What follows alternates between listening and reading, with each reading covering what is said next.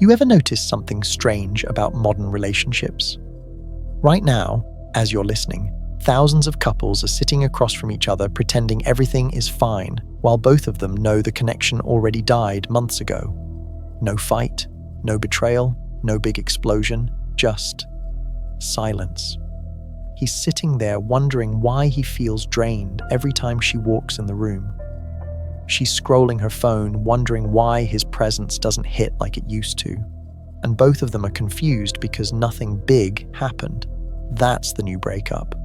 A slow, invisible collapse.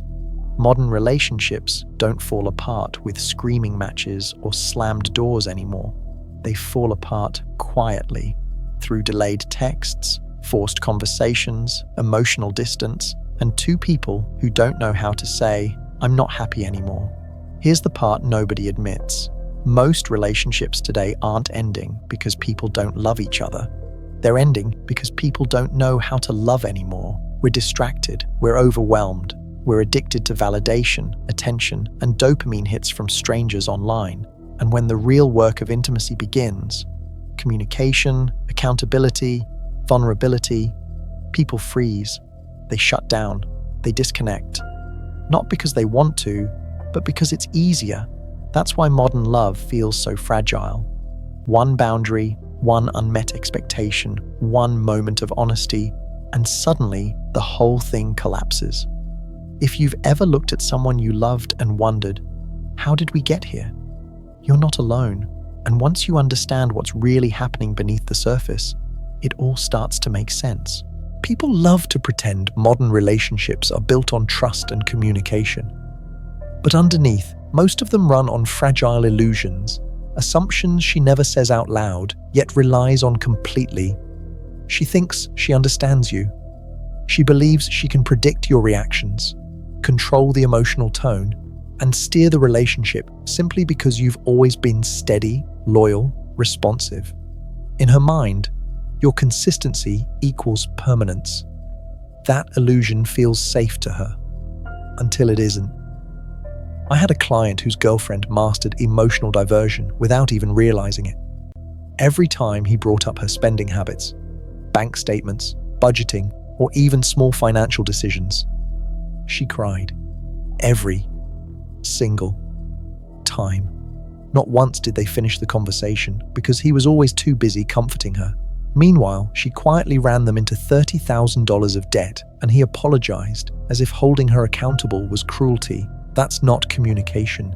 That's emotional advantage disguised as sensitivity.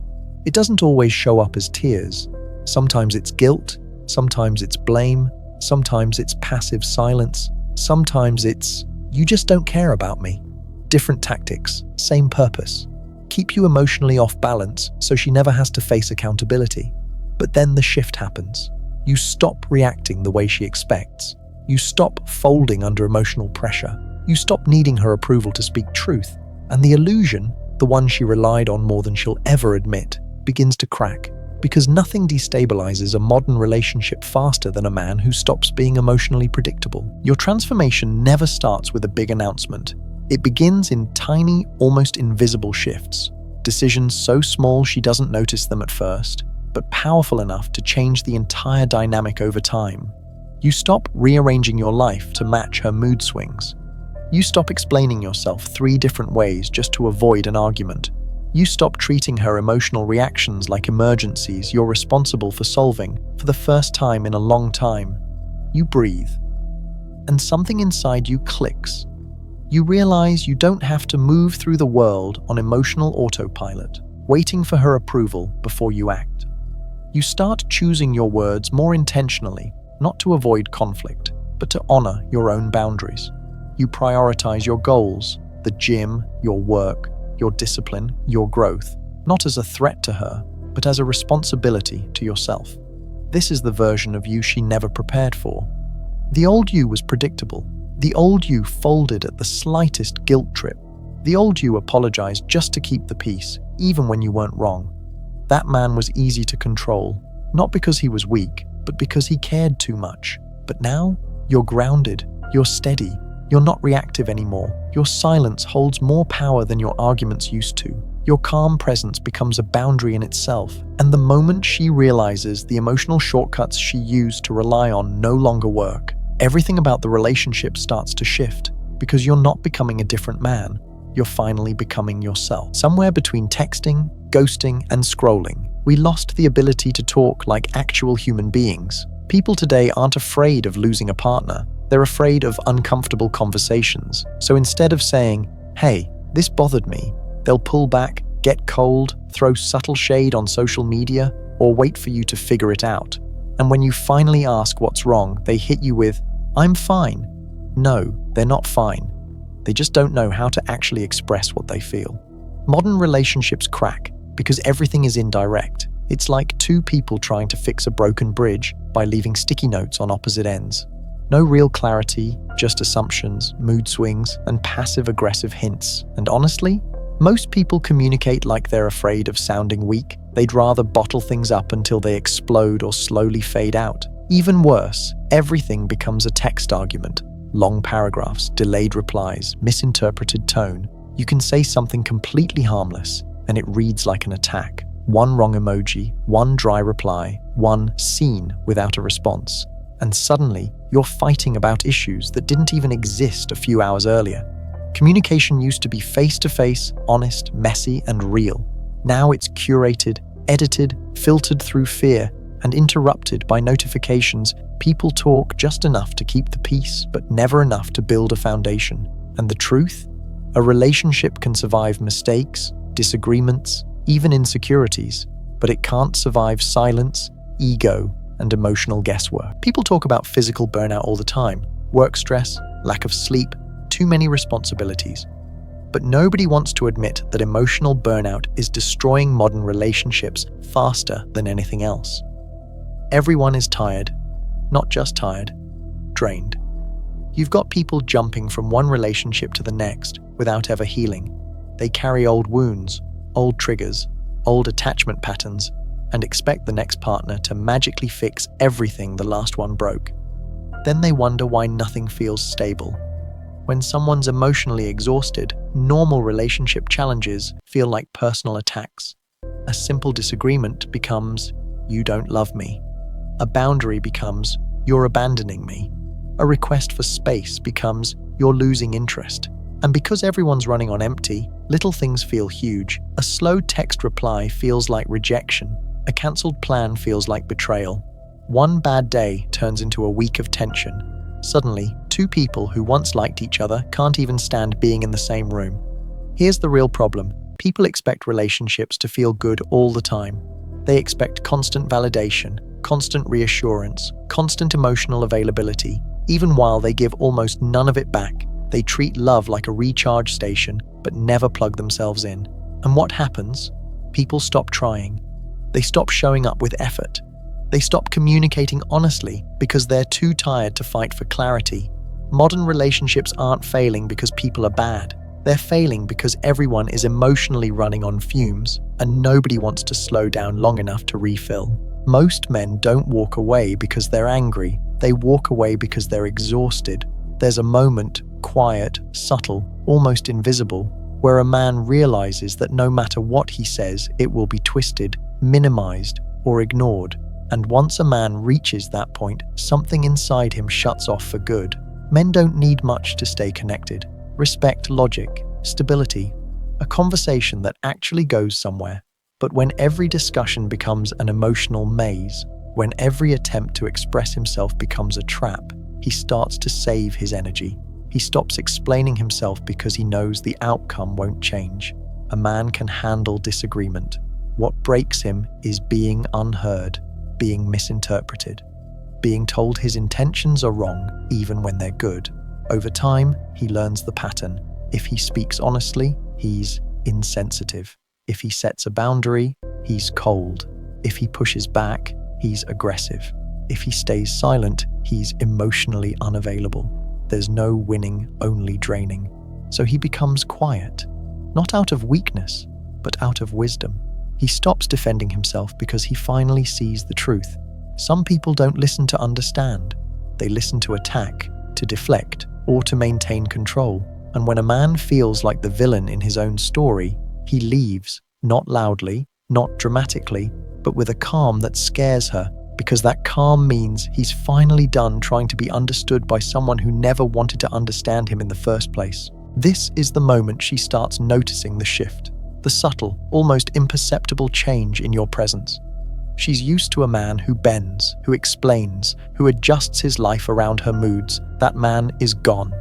In his place stands someone calm, composed, and unshakable.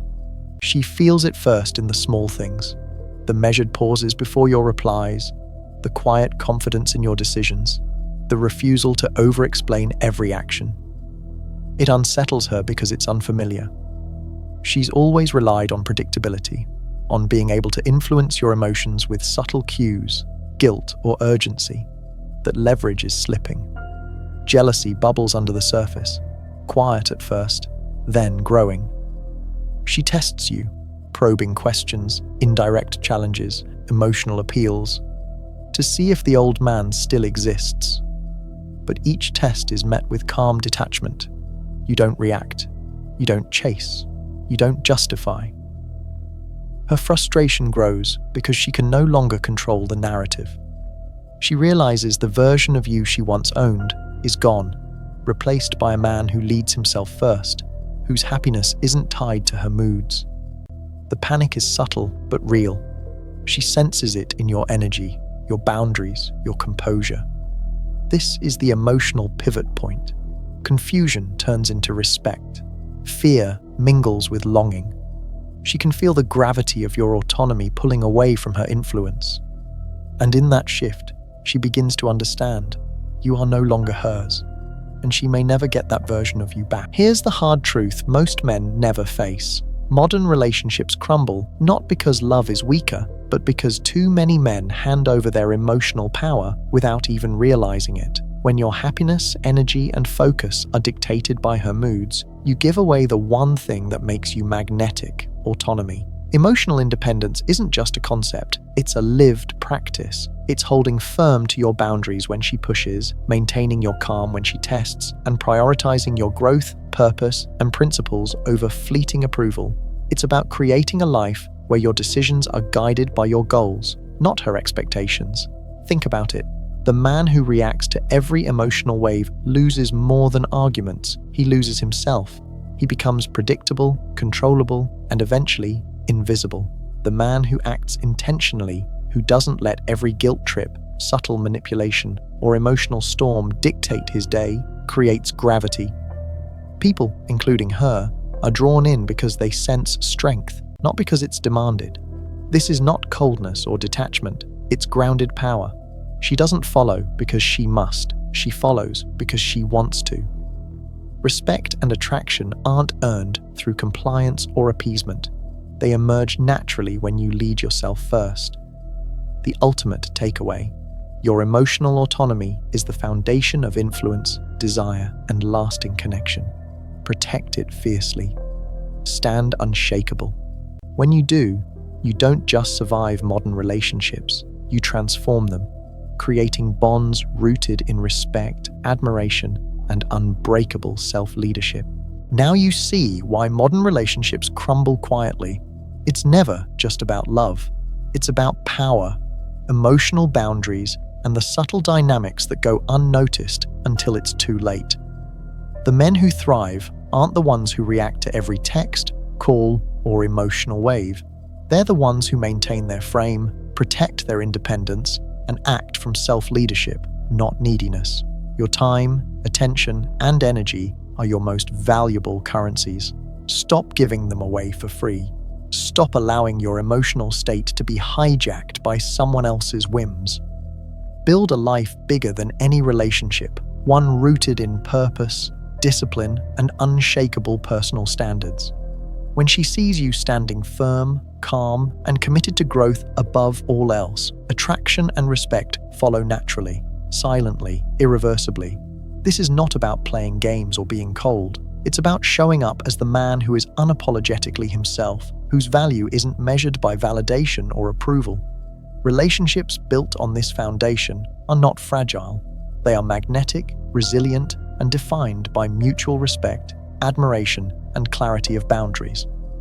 If this resonates with you, subscribe and join the Sayakari's community. Share your story or biggest takeaway in the comments. Your experience could awaken another man to these truths. Remember, lead yourself first, protect your independence, and your presence will become irresistible. True strength is quiet, consistent, and undeniable. Guard it fiercely.